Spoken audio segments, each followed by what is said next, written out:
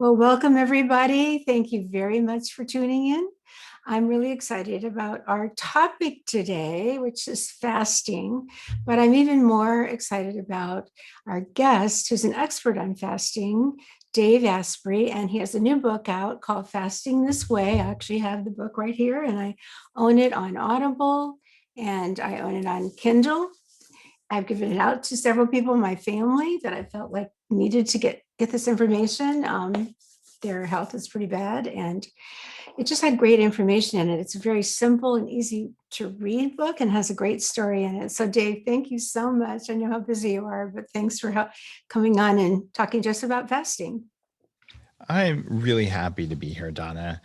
You have played a major role in the evolution of understanding what food does to our biology. I'm going Oh, way thank you. back before almost anything. So it's an honor to be on your show, Oh, truly. thank you very much. Well, I have been around for quite a while, it seems.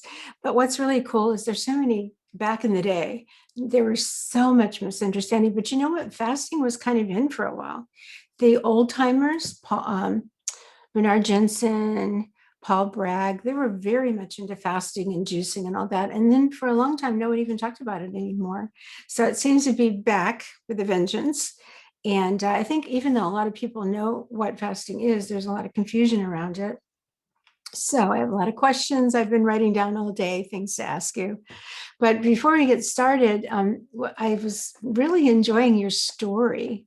Like all throughout the book, you weave this story of you in a cave. So could you tell everybody about the cave story? Yeah. In 2008, I realized, okay, I've managed to lose a substantial amount of the weight that I have to lose. I've tried lots of different diets, including yours, and I've had progress. And I still know though that I'm at some level afraid of being hungry. And part of that is that I've just had it beaten into me. If I don't eat 6 times a day, my body will go into starvation mode, which by the way equals death. And then I'll get fatter. And I'm afraid of getting fatter. And I'm certainly afraid of dying, like most people. So that was kind of weighing on me. And I also knew because of research, well, you could go 2 months without eating and you're probably not going to die. So I'm not really starving. And I also knew that if I didn't eat, I would get hypoglycemia and then I would act like a jerk. And I was afraid of acting like a jerk because I've done enough of that in my life. So, like, okay, I'll hire a shaman and she'll drop me off in a cave and there'll be no food and no people for anywhere 10 miles in any direction. And then I don't have to worry about eating if I'm lonely. Don't have to worry about cravings because they might happen, but I can't do anything about it. So I tell the story of fasting in a cave on a vision quest because that's a spiritual fast. That's something that you can do, something we have done as a species for thousands of years in every spiritual tradition. But to try to do a spiritual fast in the middle of a work day where you've got kids running around at home who should be in school and you're trying to focus on your job and you got all kinds of pressure. That's not when you do a spiritual fast. That's not when you decide, oh, I'm going to only have water this morning and suffer. There's stuff you can do during a fast that turns off hunger. So you just have more energy and more focus. And that's what fasting is about. We can actually go a certain period of time without starving. I'd just like to get the facts on that. Well, I interviewed someone on Bulletproof Radio who runs a medical clinic with water only fasting. And the longest fast he's led someone on is 70 days Oh, of somebody. water only. Mm-hmm. Now, he's doing 2 lab tests a day and making sure they're safe. And this is not something you should do at home for sure. But studies show that the vast majority of people have at least 60 days of no food whatsoever before they would starve to death. And for most people, it's probably closer to 90 days. So if you don't have lunch today, you are in zero danger of starvation. But how many times do people look at someone and say, wow, I'm starving. It's 11 o'clock. I think I can make it to lunch. That's just not good programming. You're not starving. In fact, what you have is a craving. You're not even hungry. And hunger is a gentle feeling like, you know what? I guess I could eat. It'd be a good thing to eat in the next little while. But if I don't, it's all right. That's hunger. And the starving feeling is usually driven by what you had in your last meal. So when you're just ravenous and all you can think about is food, there's something going on and it's biological. It's not hunger. Well, I found that a lot of times just drinking some water takes away that desire. too. Maybe you're just thirsty and just having a glass of water gets you over that. But there are some people that shouldn't be fasting now. Do you want to talk about that?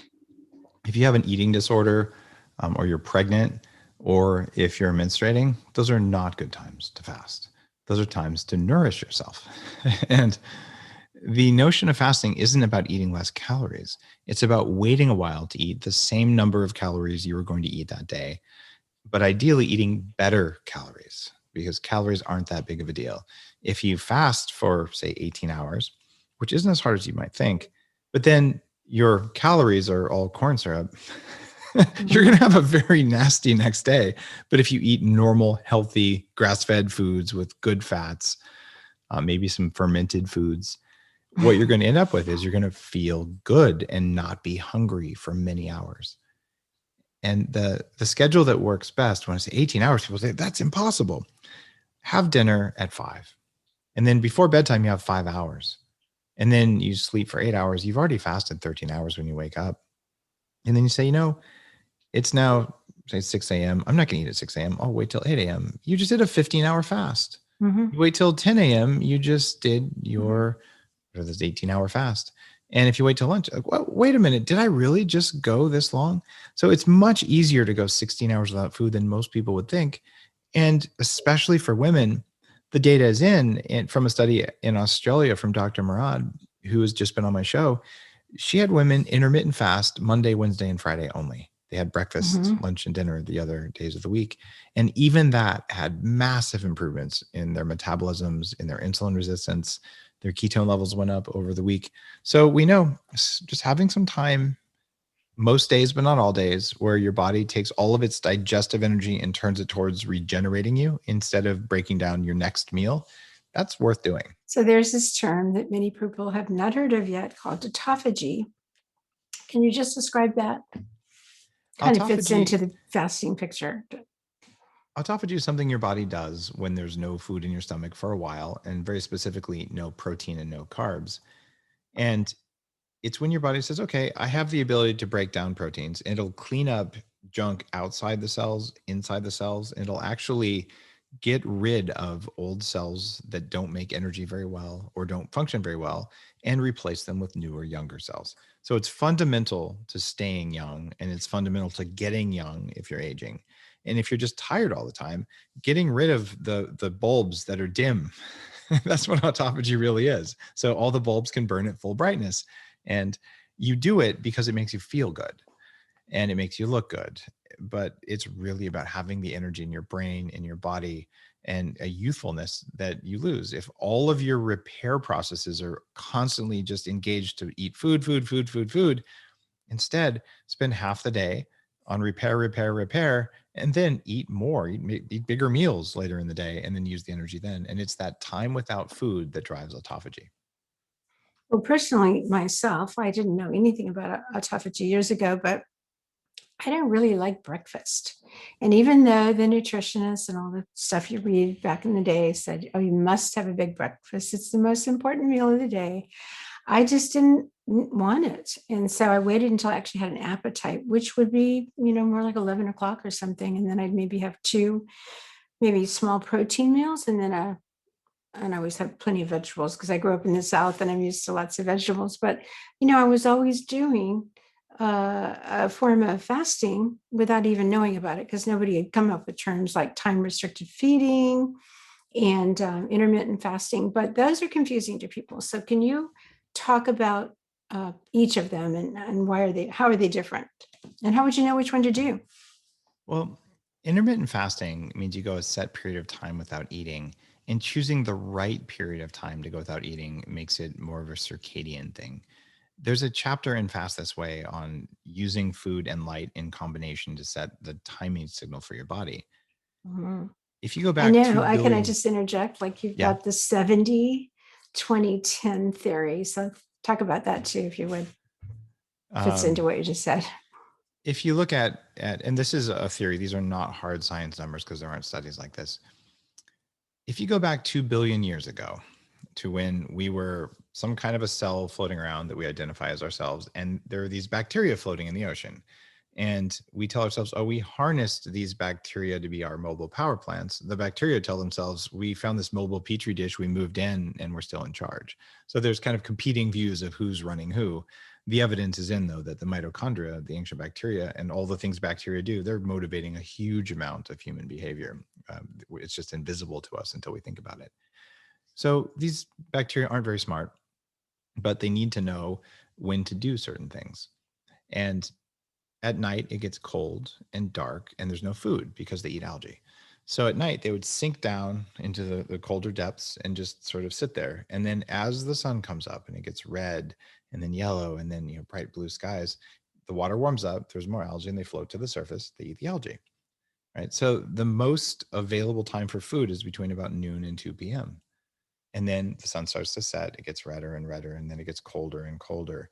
So what sets our circadian rhythm, what tells all the cells in our body to start acting like it's daytime at the same time and to start acting like it's nighttime all at the same time? It's probably 70% light, I'm guessing, but we don't know, but we know light's the strongest signal. And with light, it's the color of the light, the angle of the light, and the brightness of the light. And the second big signal is food. And that's why if you have a midnight snack, it completely screws up your body, because the part of your body that looks for, when did I get food? Oh, it must be daytime. So if you tell your stomach, oh, it's daytime, and you try to tell your brain, oh, it's nighttime, it doesn't compute very well. And then you end up with parts of your body not doing what they should do. And it disturbs your sleep. So you say, oh, I slept 8 hours like always, except you woke up feeling like garbage and your sleep quality wasn't very good. And I say that I've tracked my sleep for 15 years now. And I use an Aura ring, which is the best available tech you can have. I used to sleep with a little headband on because I was such a bad sleeper, not because I'm some superhero. And what you end up learning is that the other 10% is temperature. So if you wanted to really change to become a morning person, which is something that I did as I was writing the book, mostly so I could drop my kids off at school in the morning. And I like to stay up late. I've always been a night owl, which is a genetic thing. There's some 15% of us are wired to be the night guard. So I stay up late, I write my books. I like that. It just doesn't work with life. I'm the same. That's me too. You're the same, right? So what you do is you have lunch instead of dinner when you're intermittent fasting. And then you make sure you dim the lights at night. You might use the True Dark glasses, which is one of the companies I started. And you get really interesting results. And then you cool your room at night. And all of a sudden your stomach, and you don't eat anywhere near bedtime. Your stomach, your food availability, your eyes, something called the SCN part of the brain, they all line up, and then they all know it's nighttime. So when you get tired, you go to bed at 10:30 instead of 2:30, and you do it naturally, right? But if you were to have dinner at 7 o'clock, it doesn't work. And if you were to turn bright lights on in your bathroom right before you go to bed to brush your teeth, it doesn't work. So you've got to get both the food and the light aligned, and then cool your room off. And then your ancient bacteria that are running the show, like, oh, look, we recognize this. There's no light, there's no food, and it's cool. Let's all go to sleep. Well, how does this tie into intermittent fasting or time restricted feeding? So let's define the two. And then there's also time restricted feeding means that you only eat for a certain amount of time. There's a window of eating. So if you're doing an 18-6 fast, it means you go 18 hours without eating, and then you eat for 6 hours a day. And so you've just restricted the amount of time that you're eating, but you eat a normal amount of food. And then the other one involves eating more in alignment with the time of day. So you can have time restricted eating that is also circadian compliant. And that generally means you have most of your food closer to the middle of the day. Well, there are different windows, like you can eat within an 8-hour window and then fast the rest of the time. And then there's 10 hours, even 12. Do you think 12 hours is enough? I mean, some people just might not be able to go any longer than 12. Eat for 12, fast for 12.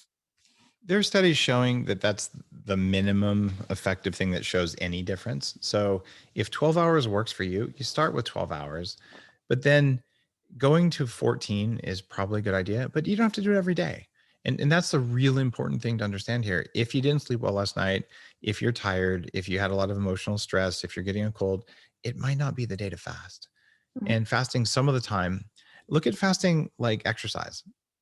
You wouldn't go to the gym and work out really, really hard every single day, because if you do, you'll probably get injured, you'll get overtrained, and it actually stops working. And that if you're really tired, you would do a light workout. And if you're really ready to go, Okay, I'll do a heavy workout. So the rigid fasting schedules, a lot of people say we have to do 16-8 or it's not a fast. You only have to have Mm, water. No, it's okay to do a 12-hour fast today because it's all your body wanted. And then tomorrow say, I'm going to do a 14-hour fast. mm, And most people end up settling into a rhythm. They find something that works. One of my good friends, Michael, he says, Dave, 17 works for me. 16 isn't enough. 18 is too much. mhm, And you learn by experimenting and just seeing what feels good. And most importantly of all, the same amount every day is not necessary. There's no reason to do it. There is a reason to say, I'm not going to eat until I'm hungry. And if you find at 10 a.m. you're just ravenous and it's time to eat, all right, fine. You did a 14-hour, not a 16-hour fast day. It's okay. You still got benefits. So the perfectionism tied to fasting tends to make people overfast. And mm. Donna, one of the reasons I wrote Fast This Way is that I've used intermittent fasting in the Bulletproof diet for 10 years now. And people have lost way more than 1 million pounds on the diet. And I have a lot of information from people. And what happens is we'll go down this interesting thing that all people do. Say if something is good, more of it's better. Right. And that's probably true with money or chocolate, but doesn't mean you're going to eat all the chocolate right now. So the problem with fasting is that if you felt great doing a 14-hour fast, you're going to say, okay, I'm going to do 16. And you feel good. And you say, okay, I'm going to do 18. And then I'm going to do it every single day. And then I'll do that. And once or twice a week, I'll just have dinner once a week. So I'll do a 23-hour fast. That may be great, but people tend to overfast and it affects women before it affects men. And if you really lengthen that time when you don't eat and you do it every single day, the body gets a signal from the environment that says, you know what? There is not enough food here. And it creates physiological stress. And in women, after about 4 to 6 weeks of over fasting, the first sign is sleep quality goes away. You wake up, you feel like you didn't sleep. And then your cycle gets irregular if you're still having a cycle. And then your hair gets thinner as your cortisol levels go up and stay up. And with men, it usually takes 2 to 4 weeks longer before they start feeling the effects. Also, sleep quality goes down. They wake up without a kickstand that most guys get in the morning. And then they also get thinning hair. So, what I don't want to do is have the same thing happen with fasting that happened with the keto diet. And the Bulletproof diet, when it came out, was one of the early books talking about keto as a high performance state that you could use strategically. But the message of go in and go out and only eat the right foods to be in keto kind of got lost. So, you have these keto bros going, if you eat another carb, you're a bad person. And it doesn't work like that. You actually need carbs. You don't need them all the time, and you need the right carbs. And that's how you build your gut lining and stuff that's in your body of work. So you look at this and go, how does all this work together? And what you end up finding is that, okay, fasting is good, but over fasting is not good. And once we get that into people's minds and the idea that fasting isn't suffering and that there are things you can have during a fast that profoundly give you energy and turn off hunger, what you're really getting is about 15% of your brain's thoughts back every day.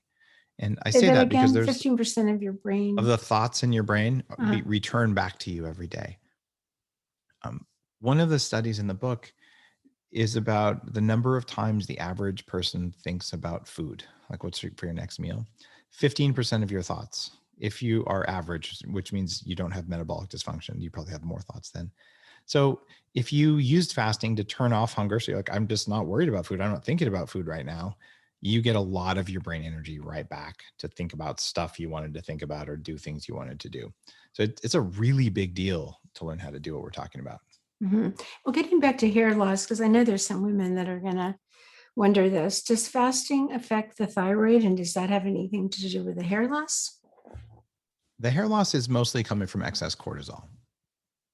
If you overfast to the point that you're creating a lot of cortisol, a secondary effect of excess cortisol over time is an increase in autoimmunity.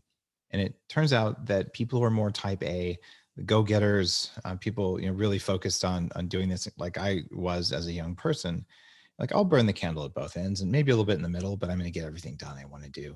So relentless stress, whether it's from over fasting or from emotional stress or from pushing yourself or even from excessive cardio exercise, just run 10 miles a day and see what happens to you. All of those can lead to an increase in autoimmunity, like Hashimoto's, which is tied to your thyroid.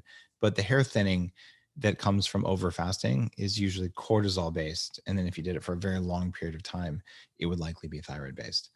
And in my other books, I talk about thyroid hormone and why you should focus on that. So, what are the benefits of fasting? Why would anybody bother to do that? Well, imagine if you went into a bank where you don't have an account and you walk in the door and they go, "Hey, here's some money." And you're like, "That's weird." And they go, "We'll pay you interest on that money later today and come back in a year and we'll give you more interest." And you're like, "That's not how it's supposed to work." The first benefit of fasting is you spend less time, less energy, and less money on breakfast than you do now because you don't have to do it anymore. So you got paid right away.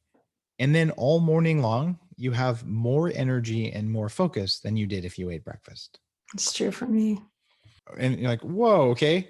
And then over time, because you turn on autophagy and because it makes your metabolism stronger, you don't get type 2 diabetes. You don't become insulin resistant.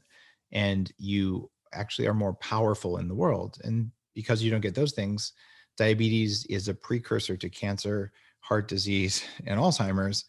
You just got younger. You have a metabolism that does a better job of turning air and food into the electrons that power everything you do. So it's really remarkable that by saving money and time and energy on breakfast, you get it back that day and you get it back over time. And those are the main reasons you fast. Another reason some people fast is they want weight loss. But honestly, weight loss is a side effect of being better at making energy from food. Hmm, that's true. But also I think there's actually a lot of research showing cancer is it's good for prevention and even treatment of cancer. But with a virus, there'll always be viruses. I have found that there's an old saying that goes like, "Feed a cold, starve a flu," which I'm assuming is a virus. I've really found that when you feel like you're infected, you've been exposed to a virus, that's a really good time to start doing long periods of fasting. Not completely, and then what you eat when you are eating is important too. Like I always tell people, if you feel like you've been exposed, you want to alkalize your body real quickly, and apple cider vinegar in water is sipping on that is going to be quickly alkalizing, and then staying with more alkalizing vegetables and so on. And even if you're infected, you may not even know about it, no symptoms, or what you'll get over it very, very quickly. So I really honestly think it should be worked into. Well, I actually have up in the website our antiviral protocol, and what you eat to quickly get this virus under control, but also the time restricted feeding part is an important part of it. So I think that's another benefit too. But I think that many elderly people are malnourished. They have already muscle loss and bone density problems. And so I would throw them in that category of people that probably shouldn't fast. What do you think about the elderly? And what about your children? Do you have them fasting? Elderly people need fasting in a major way. They also need nutrient dense foods free of toxins. And so we're not talking about reducing your calories. We're talking about eating the same amount you already eat. But when you're older like that and you have metabolic dysfunction, you've got to get your insulin sensitivity back. So I'm not saying fast until you have hypoglycemia and you're shaky. That's not what this is about. But even if you do a 14-hour fast and then you say, I am going to eat foods that are high in nutrient density. I'm not talking about Jello with fake coloring in it. I'm not talking about junk food and cake.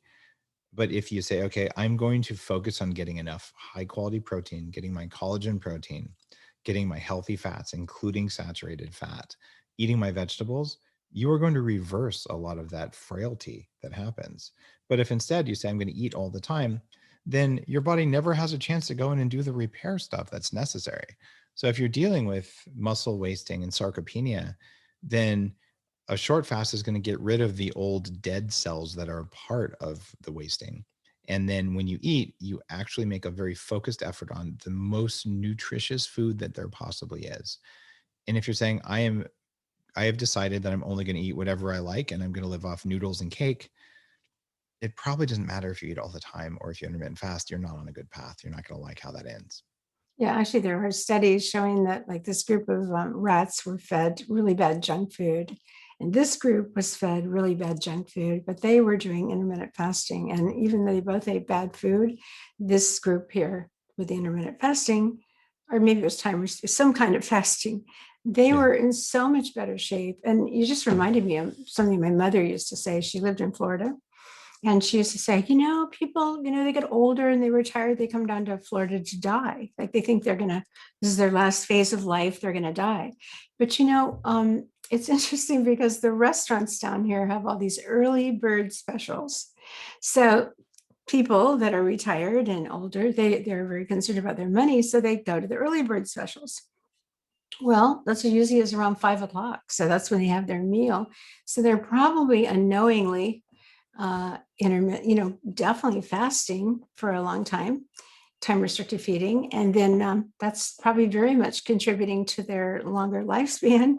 And of course, they're more active and they're, Hmm. like you said, getting in the light. So that's so important, I think, That's for really elder. perceptive. I never thought of it, but the early bird special saves you money, but it also makes sure you don't eat right before bedtime. And it Yeah, is better for saves you to do lives. that. Yeah, Saves it money, does saves save lives. lives. Yeah, well, I You, wrote down all these different questions. I had you also asked billions of about things. kids, though. Oh, yeah, kids. Yeah, please. Um, Generally speaking, let kids eat when they're hungry, but don't intentionally force a fast. One of the things that we do, mostly because our parents or grandparents went through world wars where there really was a food shortage. And this has happened throughout thousands of years of human history. So, to any parent seeing your children hungry, it pushes buttons. And the reality is that just like you, if your kids didn't eat for a month, they'd be thin and unhappy, but they'd be alive. So if they don't have breakfast, there is no disaster, but it sure feels like one. And kids learn pretty early on that you're stressed about that. So they have control over you by complaining about their food. So with kids, look, if you really don't want breakfast, don't have breakfast today. Eat when you're hungry. That's okay. And it's one thing if you have a kid with an eating disorder, or if you have a child who just never eats, right, and is underweight. But for the average child, it's just more intuitive eating. And a lot of children, if you give them a choice, they'll have breakfast at, if they're home, 10, 11, 12, instead of when they first wake up. And they're totally happy to do it. And they're calm and focused and playing. And no one dies. It's not a disaster. It just feels like that if you think breakfast is the most important meal of the day. And, you'll go into starvation mode and, bad things that I don't know what they are, but bad things will happen if you don't have breakfast. No, bad things won't happen if you skip breakfast. The breakfast cereal, people won't like to hear that news. Such Well, a I mean, vast amount look of at the money is made on breakfast cereals. look at the history of breakfast cereal. Graham crackers and corn flakes from Kellogg's were originally designed back in the day to reduce testosterone because the guys who made Really? those companies, oh yeah, Wow. this is very public.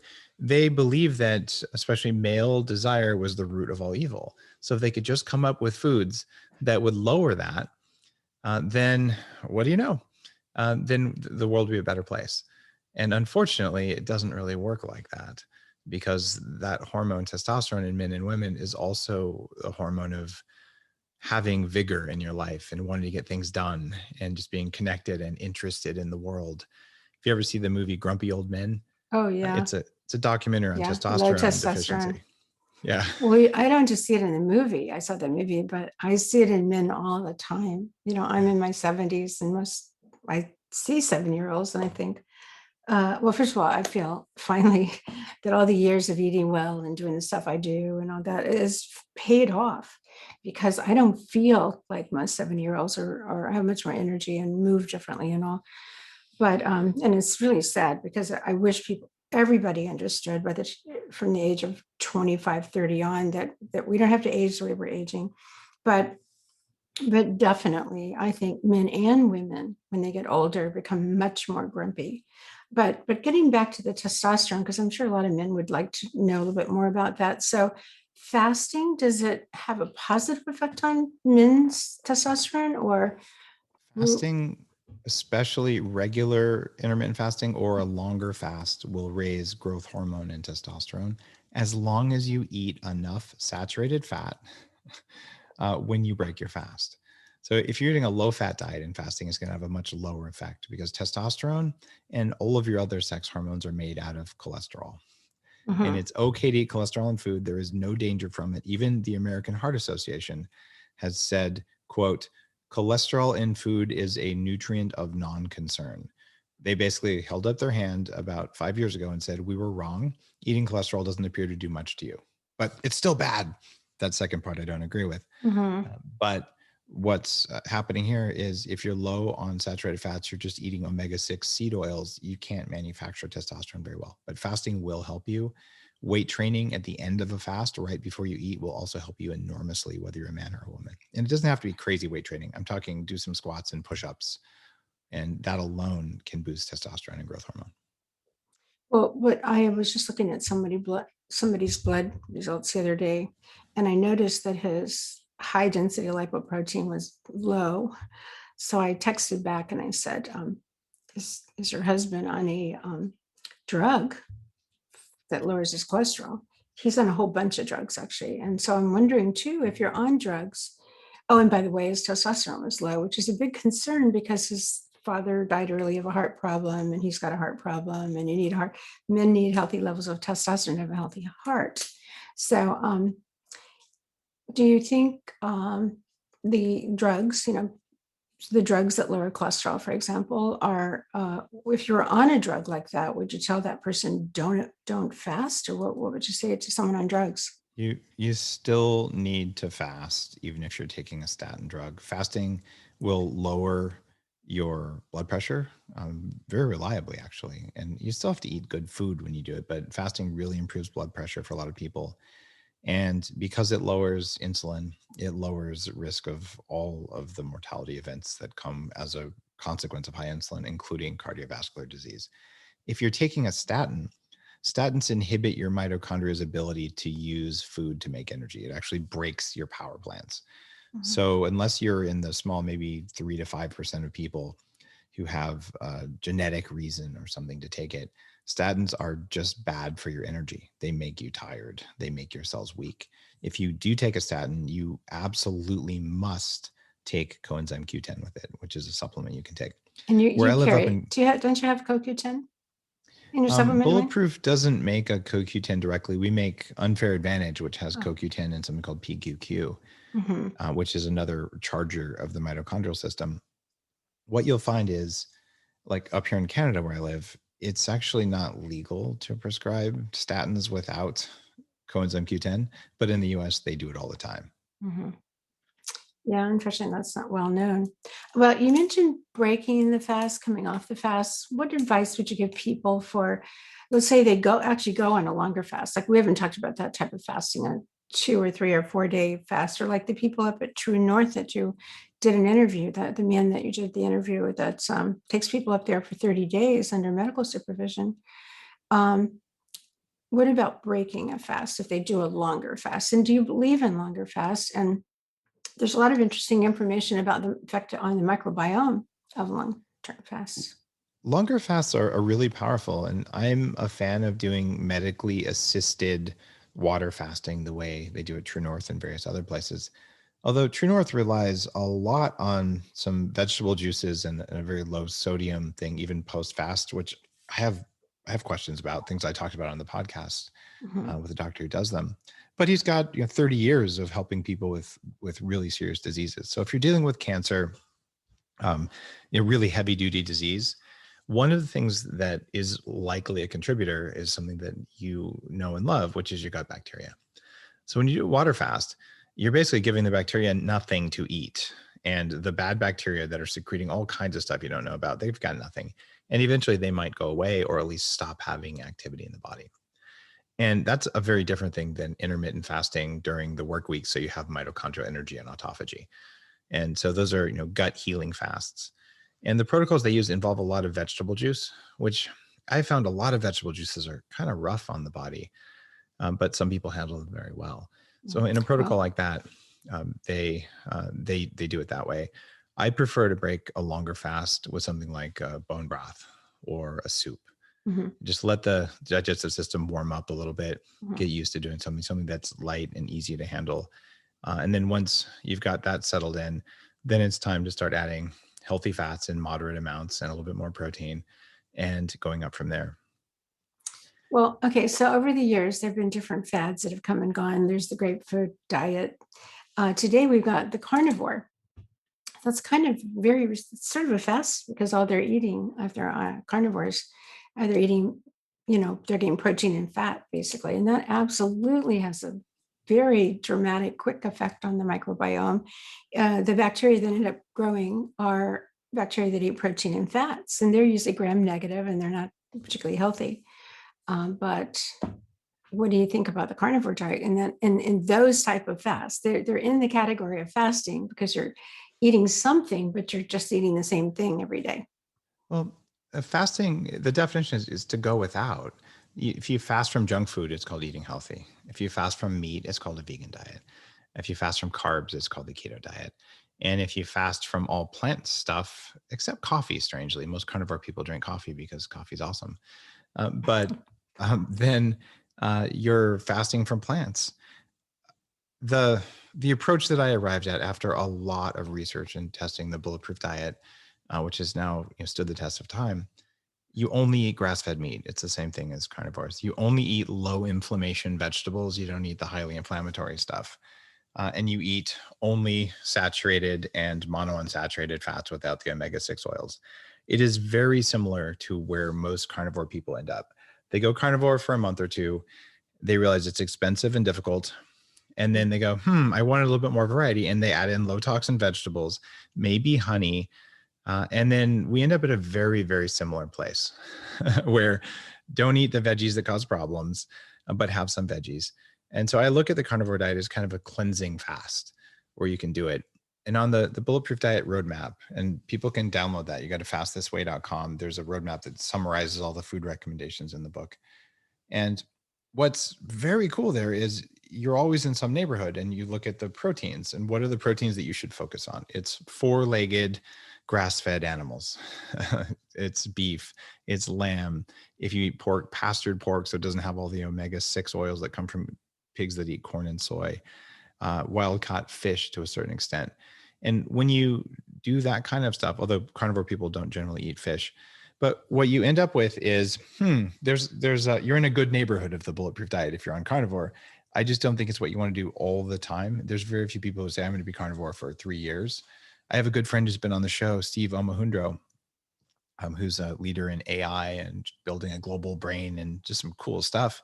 He was fighting leukemia for almost 10 years and he went carnivore and it completely stopped his leukemia. He had bad stuff in his gut and he starved it out. So there's usefulness for it, but it's like a cleanse. I don't know that it's a long-term strategy, but you want to do it for a month, totally support it. Yeah, and I would even say, because I recommended this because I've got the same exact philosophy you do with Bulletproof and body ecology, is that except we push fermented foods for most people. I mean, I'm a big believer in fermented vegetables, but not for everybody. Not if you have SIBO, for example. It's not the time to eat fermented foods, but you want to get rid of the Right. SIBO and then you want to get those bacteria in your gut. So what I do know from the research I've done is the microbiome are greatly changed by the carnivore diet. So if you haven't had healthy bacteria in your gut, then it might be really good to start off by doing the meat and some fermented foods, start moving into vegetables that way. But what about the one meal a day? We can't leave those people out. And OMG, it's a form of fasting. I love that it sounds so like Studley. Hey, I'm going to do an OMAD today. And what it means is you skip breakfast and lunch. You had one meal a day. You had dinner. That's what it usually is. You could do one meal a day at lunch. You say I had lunch today. In fact, I did that 2 days ago. I had a nice big lunch with all of my daily calorie and nutrient needs. And I'm like, I'm really not hungry for dinner. And I just waited till lunch the next day. I'm like, oh, look, I just had 23-hour fast because it lined up and it was nice. The kids, they Especially had dinner, sat with them. when you did eat that one meal, it's kind of later in the day, like Yep. 3, 4, and it's got enough Yep. food in it that you're really not hungry at dinner time. I agree. Yeah. And you actually sleep better when you do that. But if you did one meal a day and you ate at 9 p.m., man, you're not going to sleep very well. So timing matters on that. And the point in Fast This Way is that you can go from a 14-hour fast up to one meal a day one day, and the next day you can do the opposite. But there is no rigid, you have to do it this way every single day. And it just doesn't work that way because it's a stressor on the body. It's a beneficial stressor, but too much beneficial stress is no longer beneficial. And so it's this flexibility around fasting. That's the big thing. Well, I also think two things. First of all, until very recently, we didn't have all this food. So you're Yes. basically doing what the body knows how to do, which is the body didn't get food sometimes, and it adapted very well. In a sense, we're going back to that. And also, and you have this, I was really pleased to see that you bring this up in the book, these anti-nutrients in foods, oxalates, which is big, to me is a big one. People that have candidiasis in their body, they're constantly producing serious amount of oxalates. And so many people have candidiasis. Again, I think that's why carnivore works well. Anybody with leukemia, for example, is going to for sure have yeast infection in their body. So, Yep. anyway, the oxalates are made by most of all, in my opinion, they're partly from food, but very much from yeast. And so I think it's really important to be mindful of oxalates and to avoid those that are very high in oxalates. Stick with the medium and low ones. So it's important to look those up, but there is controversy over which ones are high and which ones are low. I actually work with the University of a food lab at the University of Nebraska, and I've had a lot of them tested. Oat milk is real popular right now. So oat milk, fortunately, wasn't high in oxalates, but that's what you're doing is if you're fasting is you're ending up with less of those Yeah. poisons in the food too. It's such a big thing. And I'm glad you said that. And in the book, I talk about these 5 big categories of food toxins that make you have cravings during a fast. And oxalates are in there. And I'm 100% with you. If you live in a place with toxic mold and you have candida, you will have oxalates because it makes them on board. Mm-hmm. And if you eat raw spinach, raw kale, or even cooked spinach and kale, they're high oxalate foods. And almond milk is surprisingly high in oxalates. Almond, cashew, everything's like even pizza crusts today are made with almond flour. I know years ago when I really was very, very involved with children with autism, that's where I first began to understand the importance of avoiding high oxide foods. As the kids were super sensitive, of course, they have gut issues and they have yeast, but they were very highly reactive to, the eye pain, but their mothers would go through this phase of going gluten-free and casein-free and then move into, they still wanted to give them pancakes and cookies and so on. And so they'd move into almond flour pancakes and cookies. And oh my gosh, that's really when, I won't say it, but that's when things got really bad. And that's when Julie Matthews and myself and Susan Owens, Susan especially, really, really spent a lot of time looking into the oxalate issue. But for a very long time, people didn't talk about them. All of a sudden, now we're learning about them. But I don't think people tie them into yeast and mold, like you said. And just like you, I had candida and from years of antibiotics and mold in my gut. And it was very much contributing to I'm very sensitive oxalates. In other words, I never eat spinach, sweet potato, nuts or seeds. In the bean family, because I do feel that sometimes the fiber in beans can be good, but the only one that's safe is black eyed peas, which actually I grew up on in the South. But something And navy really beans are the important. worst. They're higher than almonds. And Oh, I didn't know that. cashews and walnuts tend to be relatively low in oxalates compared to the rest of them, which is why if Cashews you're and going to be walnuts. doing those. Well, see, that's what I mean about the controversy because flax seeds are low, and you know what I found though? I found a study over in New Zealand, and they found that pecans were very low. So it seems that a Interesting. major factor is where were they grown? Because those pecans from New Zealand were very low. Um, I mean, I wish they're wonderful foods, pecan, but they also are the same foods that have phytic acid on them. Because who wants to eat their Mhm. walnut or their pecan after it's been soaking in salt water? You're you're totally right. In fact, phytic acid is another one of the categories of foods to watch out for. If you Mm, want to eat something and not be hungry, you eat something high in oxalates or high in phytic acid or high in omega-6 oil or high in histamines. mhm, Those or high in mold toxins, which a lot of foods are, and you wouldn't know it. All of those are going to drive cravings and hunger. And the mm. whole point is, what if you ate so you weren't hungry for 8 hours afterwards? What would that look like? Can you do that? Because if so, And fasting becomes irrelevant. It's so much easier. yeah, I'm glad we brought this up because it's still not known. Now I have another little bit another topic. I just had to ask you about it because when somebody starts to fast, particularly if it's a prolonged fast, if they're going to fast for a day or two or three, a lot of toxins start flooding out into the bloodstream. What do you think of doing colonics or enemas on that day or the second day? Because it certainly makes I people didn't feel write better. about it in No, the you book. didn't. I was waiting for that to come up when I was It's listening to kind you of, on Audible. it's kind of because, you know, not eating breakfast is already pretty shocking for a lot of people. I was just on a bunch of major shows in the UK, and there's articles in the Mirror and the Sun going, you know, crazy American tells us not to eat breakfast. It's dangerous. And like people really get reactive because like, I'm going to starve, which is, you know, kind of funny. That's how the British press is. And they're saying this when the book is, you know, very high on the bestseller list there. And you go to the next phase of that and say, all right, now we're going to talk about colonics and enemas. And it would take a lot of focus away from the, hey, you can skip breakfast without this, because it would turn into, oh, if you're going to fast, you should have a colonic. Colonics can help a lot. I mean, you've introduced me to, you know, some people who really have amazing results from colonics. And what I do think everyone can do that's maybe a baby step there, and I recommend this very heavily during a fast, is activated charcoal. Because, Well, I was going to bring that up next. Go ahead and talk about that. okay, Why? Because it's binding those toxins. So, yeah, please exactly. talk about that. Well, when you lose weight, you're excreting a bunch of toxins that will stick to activated charcoal. But even before you get toxins out of your fat, your gut bacteria get stressed. They make lipopolysaccharides, which cross the gut barrier, cause inflammation and hunger and brain fog. Lipopolysaccharides are well documented to stick to activated charcoal. So if when your stomach's empty, away from any medications, you were to take some activated charcoal, magically, if you do lose weight and there was toxins in the fat you're burning, you're going to stick it into the charcoal. But the gut bacterial toxins will also stick there, and you're going to be less hungry when you do that.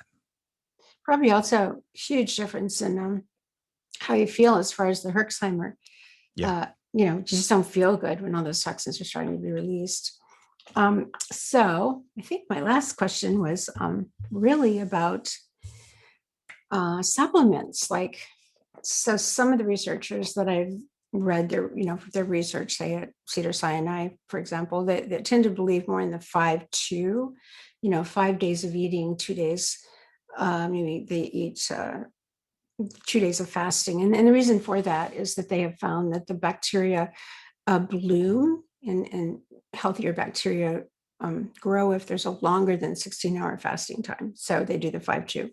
But I think it's interesting too, because they made a point that you can do a fast without being a completely zero calorie fast. Like it doesn't, you can have something. But also, what about supplements? Like, did you, because I kind of feel, and this is what I do myself, is that it takes 3 hours for the food to go into the stomach if you've had a meal like protein, vegetables, and then it moves into the small intestine for about 3 hours, then into the colon for much longer. But you know, if you're not eating, then you have this empty stomach, empty small intestine, which is where nutrients are absorbed. Where a lot of people have problems like with SIBO and all, SIBO and SIFO, small intestinal bacterial overgrowth or fungal overgrowth. So it might be a really good time to take gut healing supplements, because there's not anything in there but, you know, gut repairing supplements when you're, and then also if you, to get that food out of your colon, you could do an enema, take these gut repairing supplements, or even take probiotics with prebiotics to feed them. And it might be a really good supplement, good time to take them. I'm glad you said that. One of the three big fasting hacks that turns off hunger during intermittent fast is prebiotic fiber. So the three big things are black coffee, because black coffee has enough caffeine that that will double ketone production, and ketones turn off hunger and give you energy.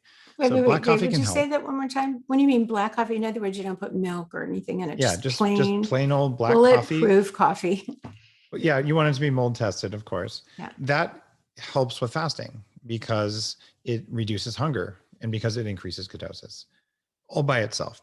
For most people, that's not enough if they've never fasted before. So then the second hack is make it a bulletproof coffee. Add a little bit of butter, it doesn't have to be a lot, and add the MCT oil that I'm really well known for, and you blend it.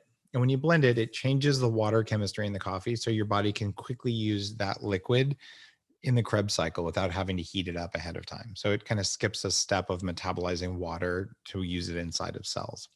And you get extra ketones from the MCT oil.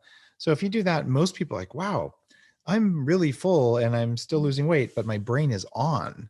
And this is why, 10 years of the Bulletproof diet, people have lost millions of pounds, and it works. And then the third one is prebiotic fiber. And you can put 20 grams of fiber that your body can't digest, but that your good gut bacteria love. This is a gut healing thing. You can take it with or without probiotics.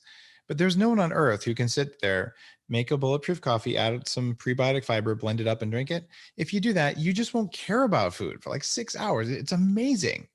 But you're still, from the body's perspective, well, you must be fasting because my autophagy is up because you ate no protein. My insulin is level because you ate no carbs.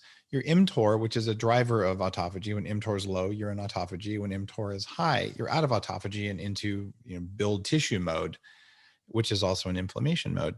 So you can maintain the state of fasting and do that in the morning.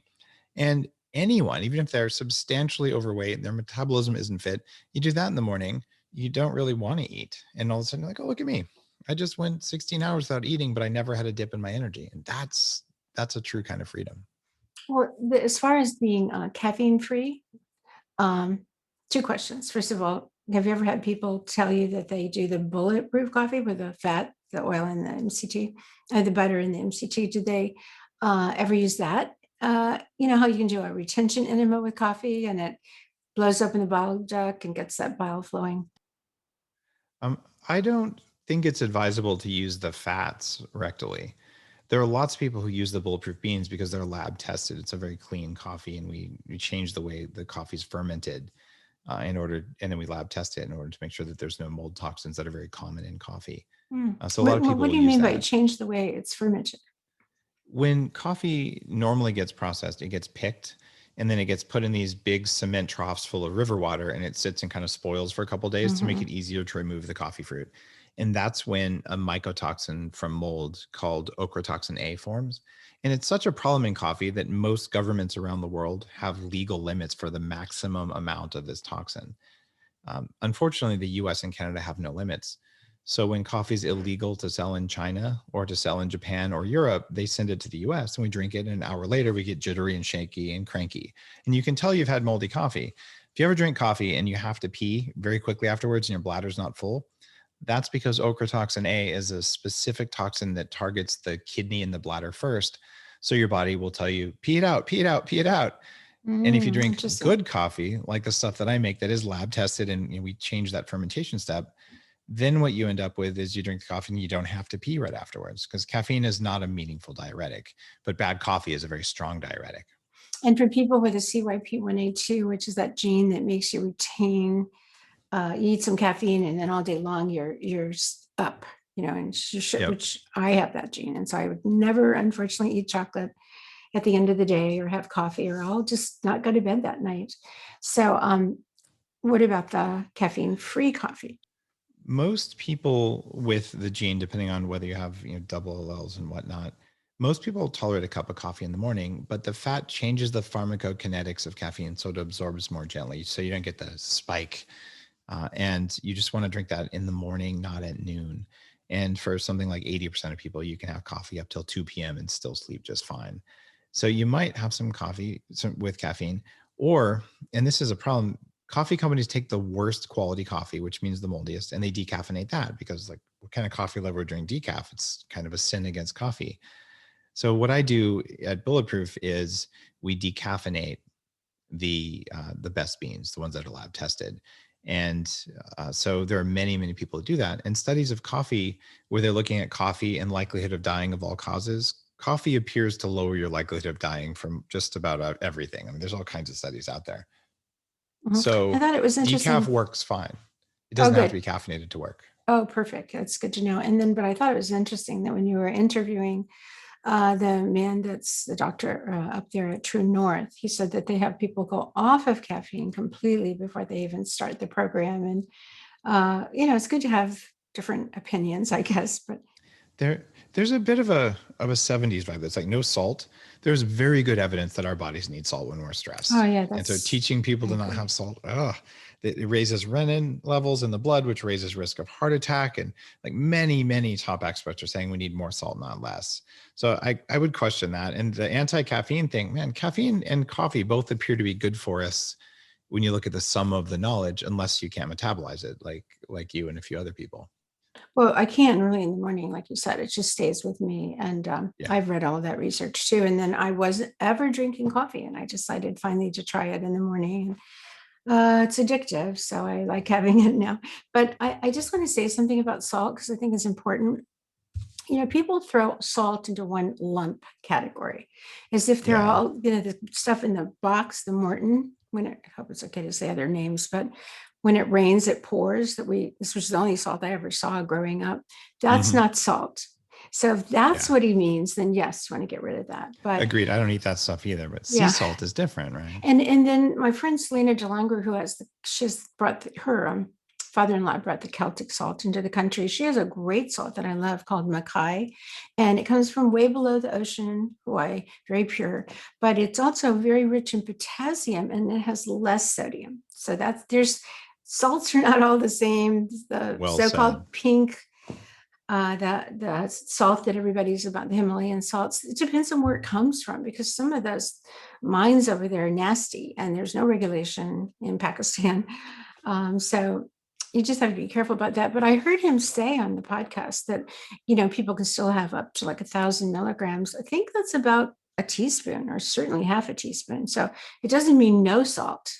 Yeah. But I just happened to It notice that turns little out that minor levels thing. below 2.6 grams a day increase heart attack risk, according to the former president of the the American Hypertension Society. So, yikes! There's going to be questions about that, but I do know most people with a little bit of salt in the morning do better on intermittent fasts.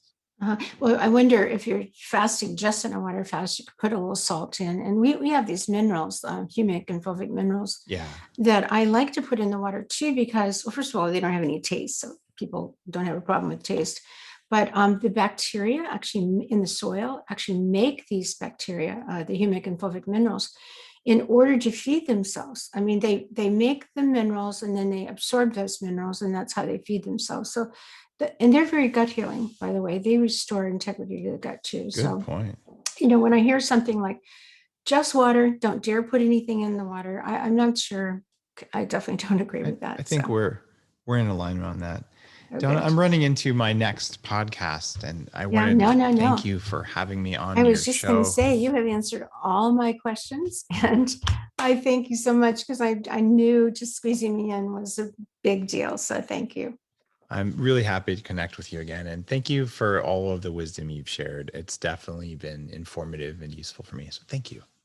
Thank you very much, Dave. Bye bye. Bye.